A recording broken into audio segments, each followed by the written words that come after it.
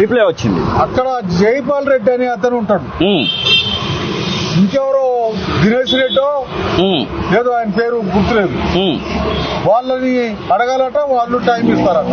Okay, వాళ్ళకి ఎప్పుడు వచ్చినా ఫోన్ చేస్తున్నా, ఎప్పుడు వచ్చినా మెసేజ్ పెడుతున్నా. నేను మెసేజ్ పెట్టి టైం అడిగితే దానికి సమాధానమే ఉండదు. ఓకే, అయినా వాళ్ళు టైం ఇచ్చినా ఇవ్వకుండా పోయి ఇద్దరు చేద్దామంటే గేట్ కాడికి పోతే గేట్ కాడ బందోబస్తు, ఆ బందోబస్తులో ఉన్నటువంటి అధికారులు, పోలీసు అధికారులు, సిబ్బంది వీళ్ళు పోయారు. ఇవాళ పరిస్థితి ఏంటంటే నేను అడిగి పోగానే ఒక అతను ఫోన్ లో మాట్లాడుతూ పైకి ఫోన్ చేసి వాళ్ళు అడిగారు, గుమ్మన్ నరసయ్య గారు వచ్చిండండి, గుమ్మన్ నరసయ్య గారు ఉన్నాడండి అని చెప్పారు. గుమ్మన్ నరసయ్య గారిని వెళ్ళిపోమని చెప్పండి, ఇప్పుడు వీలు పడదు అని చెప్పారు. అంటే ఈ గవర్నమెంట్ లేదు, ఈ ముఖ్యమంత్రి ఎవరి కోసం, ఎవరికి సేవ చేస్తాడు?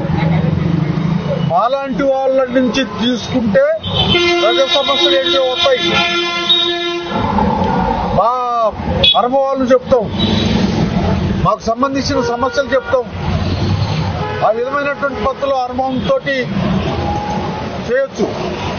ఏంటో అసలు మరి నేను చెప్పేది నబుద్ధి కాకనా, మేమంటే ఇష్టం లేకనా అర్థం కావట్లే.